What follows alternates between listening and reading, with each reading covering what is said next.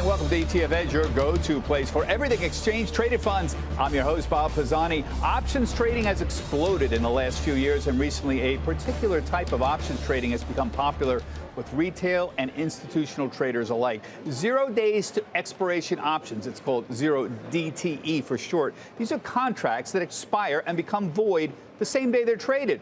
Business is so strong that the ETF industry is now getting in on this. Last week, we saw the launch of the Defiance NASDAQ Enhanced Option Income ETF. The symbol is QQQY. This is the first ETF to trade in 0 day to expiration options. Let's talk with the woman in charge of that ETF. Sylvia Jablonski is CEO of Defiance ETFs. Also joining us, DJ Tierney. He's the director and senior investment portfolio strategist at Schwab Asset Management. So Sylvia, the strategy here is fairly simple. You're harvesting a premium, right? You're selling puts on a NASDAQ index. Selling puts is a bullish call, guys. So give us an example. How would this work? Yeah, and thanks for delineating that. It is a bullish call. It is not a bearish call. So what we do on a daily basis is that we enter into trades where we essentially sell slightly in the money puts on a daily basis. And to your point, they're almost void the same day. So at the close of today, we'll be selling puts that are slightly in the money, and then the trade expires tomorrow or cash settles essentially. So there's no stock assignment, and hopefully if the market has, sort of minimal movement, we capture the full or some portion of premium on a daily basis.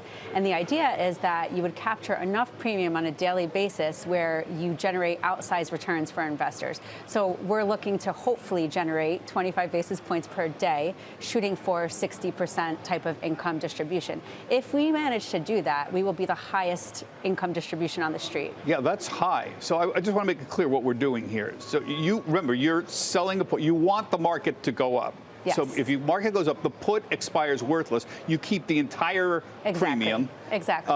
And you distribute this as a dividend. Yes. Right. So we collect the premium on a daily basis, and we'll distribute the actual income on a monthly basis. So the way that you can kind of see that actual income if you're an investor is to look at your account at the end of the month, and it'll come in. So what kind of dividend do you think you're going to?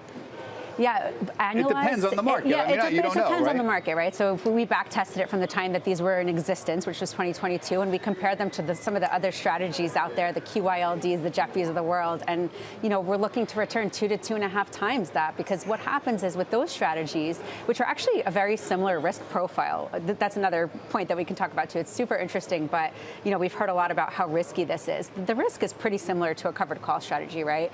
But what happens is that every day we get a chance to take a little bite of the apple and generate premium instead of just kind of being locked in for that monthly call. It is a covered call premium, essentially, but it's a daily. Yes, exactly, right. exactly. Right. No, so it's easy to see why these options have exploded this year, folks. Think about what this does.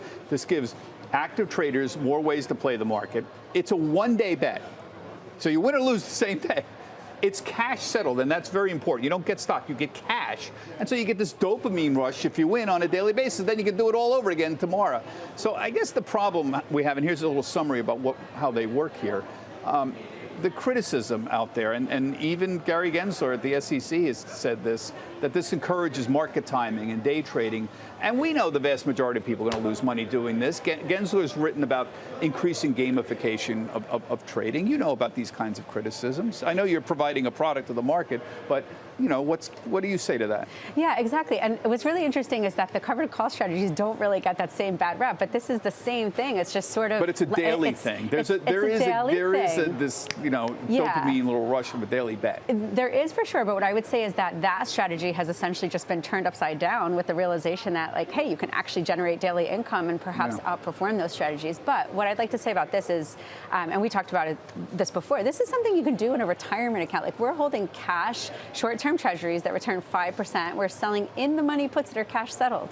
So, worst case scenario, you have the risk of Qs, of the NASDAQ, or, JEPY right. There is limited loss. You can only lose what you put in. Exactly. Yeah, that's for sure. And perfect example, Friday, NASDAQ was down 1.7%. We were down about 1.4% because you're selling the premium. Yeah, you got a little bit of premium there. All right, let me bring you in, DJ. You're the wise old man here.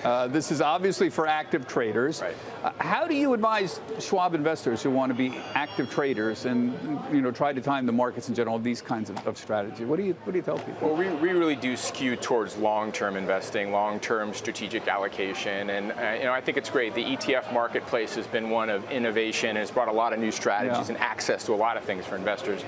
But from our perspective, with equities, international equities, bonds, commodities, traditional asset classes, there's a lot to do, and we really do focus on years, decades of planning and asset allocation.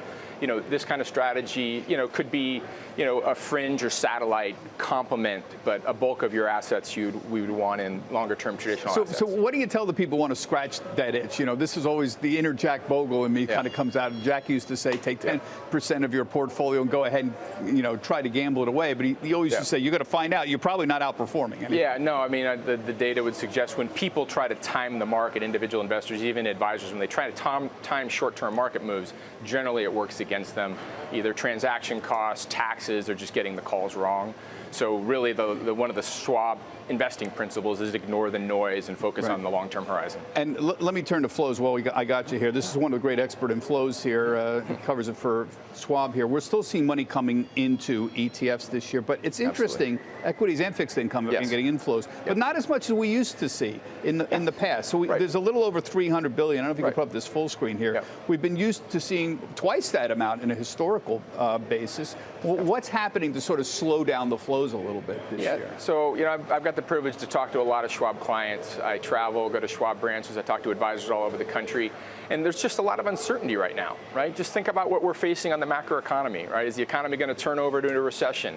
Or the political landscape and the upcoming election, commercial real estate. So all this uncertainty has anxiety, and when we see investor anxiety, generally we do see incremental flows slow. So it kind of makes sense. But as you point out, the flows into fixed income this year, over $100 billion into bond ETFs, that's an interesting thing, and it could be early days. There could be a lot more growth behind that. It was the inflows into short-term treasuries were the big story in really the first 4 or 5 months of the year. That seems to have moderated a little bit. Talking to you here, one area we're seeing inflows into is intermediate corporate bonds. The Schwab 5 to 10 year corporate bond, SCHI, has been seeing inflows. That's surprising to me. Material inflows, and to us it's heartening. But the rates have gone up, and actually returns in a lot of fixed income, intermediate, long-term strategies have had negative returns this year, but not intermediate corporates, because the corporate spread has outweighed the rise in base rates. And so now, if you're looking at it now, intermediate corporates are yielding 5.75%. And that, makes sense for a lot of the U.S. American public, baby boomer generation ending retirement. We think they're underallocated into fixed income, and 5.75% for term investments. And this is that's attractive. Pretty darn good. It is. Our strategist Kathy Jones and research likes it. It's understandable that Sylvia, you see all these people happily sticking in these 5%, even 2-year. Returns at this point, and not jump. You'd think you'd get FOMO with the S&P up 16%. A lot of people would say, okay, I'm going to switch to the S&P. But a lot of people seem perfectly happy with their 5% yield after years of getting nothing on any kind of treasuries at all. So. Yeah, exactly. But this is exactly why we did that, right? That's why instead of doing a covered call strategy where you're holding S&P 500 and getting 1.45% at best on your div, and then whatever you generate from covered calls, we put those short-term strategies in there, or there's short-term treasuries in there for that reason. You're getting 5% on that money. It's true. This year has been very much sit on the sidelines, a little bit of FOMO, and collect that steady 5 to 6% div. But I think a lot of the products coming out there are saying, let's give investors a chance to get outsized income, because that is essentially what they want. You talk to Schwab offices all around the country. I know you're going to be leaving. We're in downtown Manhattan here, and you're going to be going to see some offices around here. What are you hearing from everyone? You're a good ear to the ground. Are there concerns out there? One of the most remarkable things this year is the soft landing is so far materializing, and everyone was positioned the opposite way 8 months ago. Yeah, you mentioned the growth of the NASDAQ, right? I think the sharp uptick in growth strategies in NASDAQ and really that narrow leadership in the S&P 500, the top ones that have really led, that's caught people by surprise. But there's just not a lot of credibility behind it. A lot of people are worried, and that's that anxiety I talked to. So I think people are anxious, and they're really, people coming into Schwab branches, they're calling into our numbers, they're going online, really looking for guidance as to what's next. And again, We don't know what's coming in the next week or quarter, but we'll say focus on what do you want to accomplish in 5 years, 10 years, talk to a planner, have an overall asset allocation strategy, and ignore the short-term moves. Yeah, the amazing thing is just how happy people are with these short-term Treasury yields. Yeah. My mother called me, I always make fun of this, in March and April, no, the end of March, and was standing there with the bank tellers saying, I can't believe it, Robert, I'm getting 4% on my 1-year CD. Yeah. I haven't had that in years and years. I was getting 0.3% of my bank accounts. That's right. So she was absolutely delighted. And so I think one of the reasons it's been so sticky is people like my mother actually yanked money out of their savings accounts, not just out of their stock accounts, but out of their savings accounts. And that's why those numbers in money market funds are so sticky, what's $7 trillion that we're seeing. Sylvia, let me just ask you, I'm going to go back to the zero date expiration options. We know the derivatives market dwarfs the underlying markets in size. The numbers I see are like crazy, like $1 quadrillion or something, the notional value of derivatives. And we literally don't know how big the derivatives market is. Is there any concern these derivatives eventually get so big that there's some kind of systemic risk, that the tail wags the dog, essentially? Yeah, and people have talked about that for a long time, whether it's through levered inverse ETF products or whether through these same-day options products. But if you look at the CBOE actually has a lot of good data on this. If you look at the flow on this, even on the days in June where these zero DTE options had sort of a huge day, max amount of options contracts sold, there was only a 1% net change in the volume. So you have buyers and sellers, and historically for all of these derivative products, it tends to balance out. You have market makers out there hedging their exposure, you have clients hedging their exposure, there are buyers and sellers in equal amounts. So we haven't really seen a derivatives product yet that really skews it one way or the other, where we're sort of nervous about not being able to maintain the exposure or the trade that we're looking to put on. It's remarkable. I had Ed Tilley on from CBOE. He helped popularize these zero date expiration options. Index options in the first 6 months trading up 43% from the same period last year. Cash equities options down 11%. So individual cash equities down, index option trading, and most of this is, there's the numbers there, most of this is increase is zero dated expiration options. So this is a hit.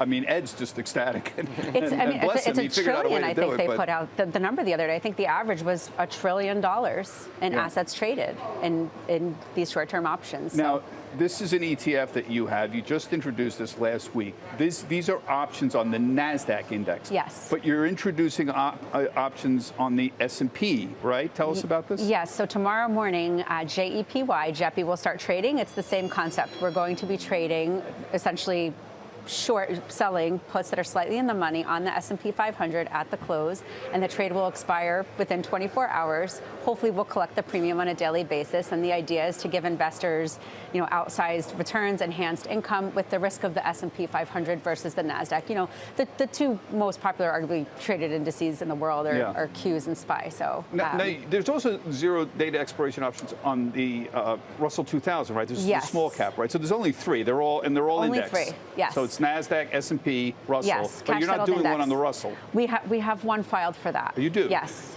The next one that will be trading, though, will be JEPY tomorrow. So that one's coming up. I just want to move on quickly while I have her here. Sylvia runs the Defiance Pure Electric Vehicle ETF, which just came out, in June? In June, very auspicious, since Tesla is up very big this year. So this is a very concentrated bet. I think this is exposure to just 5 companies. This is a big bet. Usually they're indexed that are much wider exposure. So this is a really concentrated bet on 5 companies. Essentially, you're dealing with Tesla, Lee, Rivian, and NIO, right? Mm-hmm. Yes. Tell us about. And XPeng is the 5th. So Tesla's about a quarter of this. Yes. There you go. There's the holdings. Yeah. So it starts. There's XPeng too. Exactly. So it starts out as equal weight, and then it runs for a quarter and gets rebalanced quarterly. So Tesla tends to trump the whole thing. But what we did is we realized that investors are buying a lot of ETFs for electric vehicle exposure. But if you break down what is in those ETFs, because of the diversification rule, they hold stocks like Apple, Microsoft, NVIDIA. Yeah, it's a mess. Absolutely great stocks, but they're not electric vehicle stocks. And we thought to ourselves, well, it's better to be diversified than not, right? So instead of just buying Tesla, you want a little more exposure to the space. So we took the top 5 electric vehicle companies listed in the U.S. by market cap. So, why not 6? We looked at the ones that were sort of liquid enough, had strong market cap, and give investors pure exposure to that space. And XPeng doesn't get much talked about. Yeah, it doesn't, but these are, there's a lot of news recently that they invested in Didi, the smart car technology. Volkswagen gave them a big investment. It's a Chinese company, ADR, listed here. So yeah, you're getting the two world's largest economies. More than 60% of cars sold in China right now, new car sales, are electric vehicles. We know that number is picking up in the U.S. It's going to be roughly 18% globally, we think, which is nearly double from last year. We think that number is going to be about 30% in the next 5 to 10 years. So, why not, if you're interested in innovation and technology, think about this fast-growing space? And of course, we know the politics behind it, right? The infrastructure bill, tax credits, increase in charging stations, billions of dollars going to the classic auto retailers to redo their factories and build more electric vehicles for carbon neutrality and things like this. So we just think it's a phenomenal opportunity, and this would fit into the Schwab buy and hold, in our opinion. Well, I like the concept of concentrated bets, and this is the Cathie Woods ideology, because if you're going to try to outperform, you have to make a concentrated bet. You can't mimic the S&P Technology Index. That's not going to work, because if that's going to be your benchmark, you're going to be in trouble. Yes, and the good thing about this, though, this isn't one of those far out, we're waiting to see some spaceship flying in front of our home for you to generate a return, right? These cars are on the road and they're selling, and they're delivering more and more cars. Yeah, absolutely. I will go up and say, where have you been? And give me the keys. Take me with you. Yeah, right. Yeah. But, a lot of thematics get a bad rap for this world, this thing that is going to happen someday, hopefully in our lifetime. This is happening now. So, no, it's definitely happening. And it's a great concentration. And it's interesting that you're dealing with essentially, 3 Chinese companies here? Yes, and it can change. The ETF is structured so that it's the top 5 companies by market cap that generate 50% of revenues from EV. So if Lucid takes over, Li Auto or XPeng or NIO, then Lucid's number 3. So it's sort of an equitable allocation in an equal weight ETF. All right, going to have to leave it there, folks. Interesting discussion. That does it for this week's ETF. My thanks to Sylvia and DJ. We've asked DJ to stick around and give us more insight on ETF flows and what he's telling Schwab investors for the ETF Edge podcast. That's coming right up. And remember, you can see all of our shows on our website, etfedge.cnbc.com. Everybody have a healthy, happy, and safe trading week. Get the ABCs of ETFs with the ETF Edge newsletter. Your weekly update on the hottest trends, expert analysis, actionable ideas, and exclusive insight from host Bob Pisani. Sign up now at cnbc.com/ETF Edge newsletter.